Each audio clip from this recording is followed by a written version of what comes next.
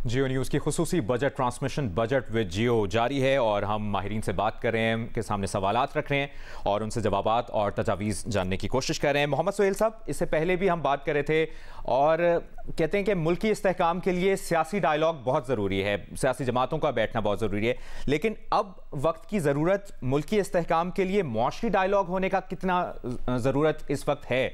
आपकी इस पर क्या राय है? स्टेक होल्डर्स को एतमाद में लेना और फिर डिसीजंस लेना। लेकिन जो पिछले 6-7 साल में अगर जो माशी हालात हैं और आप जीडीपी ग्रोथ देख लें, 2.5% एवरेज है पिछले 6-7 साल की, बनिस्बत अगर आप 75 साल का एवरेज लें तो वो 4.5% होता है। इसी तरह की हमने सिचुएशन 1990s में भी देखी थी कि जब पॉलिटिकल इंस्टेबिलिटी हुआ करती थी या बड़ा फ्रीक्वेंटली प्राइम मिनिस्टर साहब चेंज हुआ करते थे और ख़ास तौर से फाइनेंस मिनिस्टर और सेक्रेटरी फाइनेंस बहुत ज़्यादा चेंज होते हैं, तो इससे मईशत को बहुत ज़्यादा नुकसान होता है और हमने यही देखा है। तो ना सिर्फ पॉलिटिकल स्टेबिलिटी होनी ज़रूरी है, इसके साथ-साथ एक माहौल भी होना चाहिए कि जिसमें सख्त फैसले लिए जा सकें। अगर हम एनर्जी सेक्टर रिफॉर्म्स की बात या पेंशन रिफॉर्म्स या प्राइवेटाइजेशन रिफॉर्म्स की बात करते हैं, तो वो हो नहीं सकता जब तक सारी सियासी जमातें इस चीज़ पर हम आहंग ना हो। एक बड़ा अच्छा लॉ था, आई थिंक 2006-7 में था, फिर वो उस पे कंप्लाई नहीं किया गया, फिस्कल रिस्पॉन्सिबिलिटी लॉ। अगर वो होता तो आज हम जिस जगह पहुंच गए हैं वहां पहुंचते नहीं। वहां पर फिस्कल डेफिसिट के टारगेट को लिमिट किया जाता था, वहां पर डेट टू जीडीपी को लिमिट किया जाता था। तो अगर आज पाकिस्तान का सबसे बड़ा जो प्रॉब्लम डेट रीपेमेंट का है, वो आड़े आता ही नहीं अगर इसको सारी हुकूमतें कंप्लाई कर रही होती। तो मेरे ख्याल में ना सिर्फ पॉलिटिकल स्टेबिलिटी की जरूरत है, बल्कि एक ऐसे चार्टर की या कंसेंसस की या अंडरस्टैंडिंग की जरूरत है जिसको पार्लियामेंट के थ्रू कंप्लाई भी किया जा सके।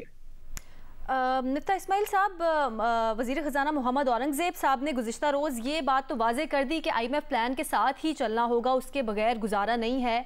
आप भी इस बात से मुत्तफ़िक रहे हैं और IMF से आप डील भी करते रहे हैं। आप क्या समझते हैं कि जो इक़दामात लिए जा रहे हैं वो IMF की प्लान की तकमील में कितने मुआविन साबित होंगे? देखिए, इसके अलावा कोई चॉइस है नहीं। IMF कोई आपके पास ये नहीं है कि कोई प्रेफरेंस है, 8-10 ऑप्शन है। ये सवाल रखेंगे आपके सामने भी, लेकिन वज़ीर ख़ज़ाना, साबिक़ वज़ीर ख़ज़ाना मिफ्ता इस्माइल साहब से ये सवाल कर रहे हैं। मेरा जवाब जो है वो मोहम्मद सोहेल से बहुत मुख्तलिफ नहीं होता।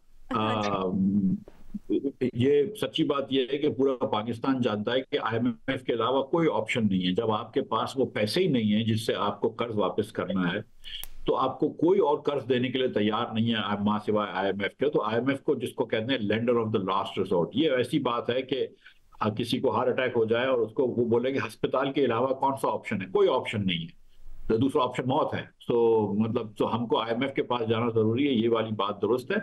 लेकिन फिर भी मैं आपसे गुजारिश कर रहा हूं कि देखें, IMF आपको जो टारगेट देता है उसके अंदर आपके पास बहुत गुंजाइश होती है रिफॉर्म्स करने की। कुछ कुछ चीजें IMF नहीं मानता है, वो ठीक बात है, लेकिन इस वक्त जो है मैं समझता हूं कि जो फंडामेंटल रिफॉर्म्स की बात कर रही थी हुकूमत इलेक्शन से पहले और जब इलेक्शन के बाद आने के बाद, हमको लग रहा है कि कुछ भी नहीं कर रहे अब तक। जो कोई भी ऐसी चीज नहीं हुई। और जो आज खबरें आ रही हैं कि टैक्स रेट्स बढ़ाएंगे तनख्वाहदार तबके के ऊपर, आज जो खबरें आ रही हैं कि सेल टैक्स बढ़ाएंगे, आज खबरें आ रही है कि कुछ शेड्यूल्स कम खत्म कर देंगे कस्टम एग्जेम्पशंस के। तो वही है कि जो टैक्स दहंदगान हैं, अगर आप इस पाकिस्तान में टैक्स ऑलरेडी देते हैं और मुतवासित तबके से आपका ताल्लुक है, तो आपके टैक्स बढ़ जाएंगे।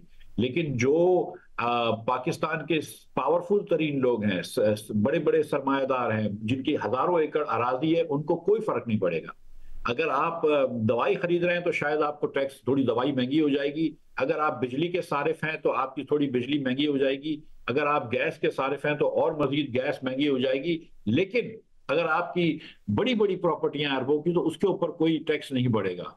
तो ये जो दो टैक्स के उसूल होते हैं, इनको कहते हैं, एक को कहते हैं हॉरिजॉन्टल इक्विटी, के बराबर आमदन वाले लोगों को बराबर टैक्स देना चाहिए। हम इसको वायलेट करते हैं। हम कुछ कुछ तबकों को, खास तौर पर नौकरी पेशा लोगों को या जो सियासी तौर पर वीक होते हैं, उनसे ज्यादा टैक्स लेते हैं। और दूसरा एक होता है कि वर्टिकल इक्विटी, के जिसके अंदर अमीर आदमी अपनी इनकम का ज्यादा फ्रैक्शन देता है टैक्स में। हम इसको कंप्लीटली वायलेट करते हैं। जब हम सेल्स टैक्स बढ़ाते हैं तो गरीब आदमी जब साबुन खरीद रहा होता है, हम उससे कहते हैं 19%। 18 है और शायद ये 19 की प्रपोजल है कि 19% आप टैक्स दें। इसीलिए मैंने जब शुरू में बात की थी तो मैंने कहा था कि कई अखराजात कम करने की भी तो खुदा ना खास्ता कई हदीस में, कुरान में, मजीद में तो मना तो नहीं आया कि अखराजात को भी एक मरतबा देख सकें। उसके बाद जो और फंडामेंटल रिफॉर्म्स हैं कि आपकी पेंशन तेजी से बढ़ रही है, इतनी इस तेजी से कोई चीज नहीं बढ़ रही। जो आप बात कर रहे हैं, यकीनी तौर पर आज की बात कर रहे हैं, लेकिन जब आप वजीर खजाना थे, क्या चैलेंजेस होते हैं जब इक्तदार में होता है इंसान और यकीनन डिसीजन मेकर होता है, उस वक्त क्या मुश्किल आती है? एक आम आदमी ये समझना चाहता है कि आम आदमी के मसाइल के हल के लिए, महंगाई को कम करने के लिए क्या हर्डल्स होते हैं, और अब इक्तदार से बाहर, यानी जब आप वज़ीर ख़जाना नहीं है, तो उसके बाद क्या सिचुएशन लगती है आपको? देखिए, एक तो सियासी हर्डल होता है कि आप ये भी नहीं कर सकते, ये भी नहीं कर सकते, आपको मना कर दिया जाता है कि इतनी चीजें ना करो। दूसरा है कि आपको एक कॉन्स्टिट्यूशनल लिमिट में रहना पड़ता है। जैसे मैंने बात की थी कि एनएफसी को देखें, एग्रीकल्चर इनकम को देखें, प्रॉपर्टी टैक्सेस को देखें, तो वो फैसले जो है वो हुकूमतें करती हैं, वो एक वजीर खजाना नहीं करता। तो एक ये मसला होता है। आईएमएफ की अपनी बहुत सारी रिक्वायरमेंट्स होती हैं और आईएमएफ को बहुत सारी पाकिस्तान के बारे में इंफॉर्मेशन होती है। फिर यहाँ से और हमारे पाकिस्तानी भाई जो है वो आईएमएफ को और भी इंफॉर्मेशन दे रहे होते हैं, कुछ सही कुछ गलत, और आपको दो चीजें एक साथ लेके चलनी होती हैं। देखिए, अभी स्टेट बैंक ने 1.5% जो इंटरेस्ट रेट बढ़ाया, मेरे ख्याल से गलती की है, कम से कम 2 बढ़ाना था, शायद 3 भी बढ़ा सकते थे, 3 भी कम कर सकते थे, 1.5 कम किया। लेकिन अब जो अच्छी बात है कि चलो इन्फ्लेशन कम आया है, उसका इन्होंने फायदा नहीं उठाया। अगर वो आधा फीसद और कम कर लेते तो हुकूमत को 14.5 अरब रुपए माहाना बचत होती इसकी। तो आप समझ लीजिए कि 150 मतलब तकरीबन 200 अरब रुपए हुकूमत को बच जाता इस साल के अखराजात में। लेकिन हम उम्मीद करते हैं कि आइंदा अगले महीने की आइंदा की मीटिंग में वो इंटरेस्ट रेट कम करेंगे। लेकिन आपको मॉनेटरी पॉलिसी को और फिस्कल पॉलिसी को बैलेंस करना होता है। आपके जो अगर फिस्कल पॉलिसी में बहुत बड़ा डेफिसिट है, इसको कहते हैं कि एक्सपेंशनरी पॉलिसी है, लेकिन मॉनेटरी पॉलिसी में इंटरेस्ट रेट बहुत ज्यादा है, तो वो रिस्ट्रिक्टिव पॉलिसी है। इससे आप पीछे फंस जाते हैं।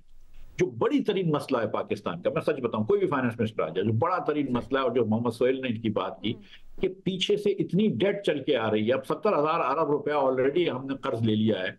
तो जो औरंगजेब साहब या जो भी बैठता है वो दिखता है कि यार 70,000 अरब के ऊपर मुझे 9,000 अरब रुपया तो भरना है, 9,600 अरब रुपया सूद में भरना है। हम जब टैक्स जमा करके सूदों को दे देते हैं तो इतने तो पैसे हमारे पास होते ही नहीं है, तो हमको सूद देने के लिए भी बोरो करना पड़ता है। ठीक है। तो बहुत सारे कंस्ट्रेंट्स होते हैं, आई अंडरस्टैंड दिस, और इसीलिए मैं बार बार कर रहा हूं कि ये जो छोटे छोटे पैबंद लगा के छोटी छोटी अप्रोच कर रहे हैं, ये नहीं चलना चाहिए। हमको एक बात अपने जहन में बिठानी चाहिए कि आज हिंदुस्तान हमसे बहुत आगे निकल गया, बांग्लादेश हमसे बहुत आगे निकल गया, श्रीलंका बहुत आगे, नेपाल हमसे आगे है, मालदीव्स हमसे आगे है। हमको ये बात सोचनी चाहिए कि हमारी हुक्मरानी नाकिस है। हम 70 साल में अपने लोगों को वो कुछ नहीं दे सके जो दूसरे ममालिक ने अपने लोगों को दिया है, और हमको बिल्कुल मिफ्ता साहब आपका पॉइंट आ गया। सही है। हम ज़िशान मर्चेंट साहब को भी शामिल गुफ्तगू करेंगे। ज़िशान साहब, इससे पहले जैसे मुबशिर ने भी सवाल किया कि सियासी इस्तेहकाम जुड़ा हुआ है माशी इस्तेहकाम से, यानी कि माशी इस्तेहकाम जुड़ा है सियासी इस्तेहकाम से, तो जब जहाँ पे हम सियासी डायलॉग कर रहे हैं तो माशी डायलॉग की कितनी ज़रूरत है इस वक्त में? इस वक्त तो हमारे पास जो पोजीशन है, हम तो कैश 22 में बैठे हुए हैं ना, कि जैसे अभी मिफ्ता साहब ने कहा कि हमें 9,700 तो हमें इंटरेस्ट और रीपेमेंट्स में देना है। अगर हम 13,000 रुपये टैक्स कलेक्ट करेंगे, 13,000 बिलियन टैक्स कलेक्ट करेंगे, तो उसमें से 9,000 तो यही 10,000 ये दे देना है, फिर प्रोविंसेस को देना है। तो हम डे 1 पे नेगेटिव पे शुरू करेंगे। तो बात ये है कि जब तक आप बिजनेसेस को नहीं ग्रो करेंगे, आपके मुल्क में इस वक्त तकरीबन जो 80% टैक्स है वो आपके चंद टैक्स पेयर, यानी हज़ारों में टैक्स पेयर हैं जो वो 80% टैक्स देते हैं। जितने भी लार्ज टैक्स पेयर्स हैं, अगर आप उनकी कलेक्शन देख लें टैक्स रेवेन्यूज़ की, तो वो तो बहुत थोड़े से हैं। तो आपको तो इस वक्त ज़रूरत ये है कि आपकी trade policy, investment policy consistently apply होनी चाहिए। देखिए, जब आप बात करते हैं कि आपको मुल्क में फॉरेन डायरेक्ट इन्वेस्टमेंट की ज़रूरत है, तो जब तक लोकल इन्वेस्टर पाकिस्तान में इन्वेस्ट नहीं करेगा, फॉरेन डायरेक्ट इन्वेस्टमेंट नहीं आएगी। क्योंकि उसकी वजह बड़ी सिंपल सी है। जैसे अभी बात हो रही थी कि मिफ्ता साहब ने भी कहा कि हार्ट अटैक हो जाता है तो अस्पताल जाना पड़ता है, तो पाकिस्तान इस वक्त अस्पताल में पड़ा हुआ है, ठीक हो रहा है, यानी अब वो जो बेसिक हार्ट अटैक था उससे तो आप निकल गए, लेकिन अब उसको सेहत देनी है, अब उसको जो है नर्चर करना है। तो वो 19% सेल्स टैक्स में नहीं कर सकते आपको जो है उसको सेहत देने के लिए चीज़ों को कंसिस्टेंटली अप्लाई करना पड़ेगा। ट्रेड पॉलिसीज को, माहिरीन की राय से यही लगता है कि हंगामी इकदामात को इम्प्लीमेंट करना इस वक्त बहुत ज़रूरी है। ज़ीशान साहब, एक और बात आपसे जानना चाहेंगे क्योंकि आप टैक्स माहिर हैं, टैक्स फाइलर्स और नॉन टैक्स फाइलर्स का ये जो फ़र्क है और इसको मद्देनज़र रखते हुए टैक्स रेवेन्यू कलेक्शन को किस तरह से बेहतर किया जा सकता है? बड़ा सिंपल फिनोमेना है कि नॉन टैक्स फाइलर की टर्मिनोलॉजी को इनकम टैक्स ऑर्डिनेंस से बाहर निकाल दीजिए।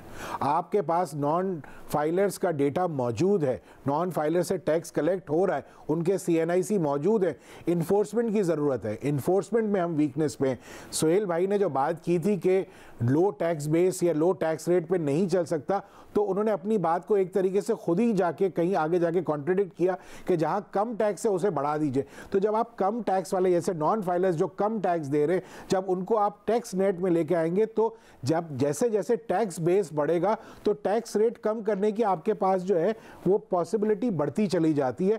और जब आप एग्जेम्पशंस को ख़त्म करेंगे और एग्जेम्पशंस वालों को आप ऑटोमेटिकली उनको 35% टैक्स पे नहीं सस्टेन करा सकते। जो आज तक टैक्स नहीं दे रहा पाकिस्तान में, उसको आप छोटे टैक्स रेट से तो कम टैक्स रेट से तो उनको ला सकते हैं सिस्टम में, लेकिन ये नहीं हो सकता कि आप उनको ये कहें कि आप डे 1 पे आ जाओ और मैक्सिमम टैक्स रेट में चले जाओ। ये मुमकिनात में से नहीं है, तो स्लोली एंड ग्रेजुअली इसे बिल्ड करना पड़ेगा। टैक्स में इस वक्त प्रॉब्लम इस वक्त जो हमारे पास ये हो रही है कि जो जितने भी नॉन फाइलर्स, वो वक्त आ गया है ज़ीशान साहब कि अब फौरी तौर पर करना होगा। अभी भी हम मजीद टाइम देते रहेंगे तो मजीद मुश्किलात में घिरते रहेंगे। बहुत बहुत शुक्रिया आपके वक्त के लिए। साबिक वज़ीर ख़जाना मिफ्ता इस्माइल साहब भी हमारे साथ मौजूद थे, मुआशी तज़ियाकार मोहम्मद सोहेल साहब हमारे साथ मौजूद थे और माहिर टैक्स उमूर ज़ीशान मर्चेंट साहब भी हमारे साथ मौजूद थे। सभी के वक्त का बहुत बहुत जियो न्यूज़ की खुसूसी नशरियात बजट पे जियो जारी है।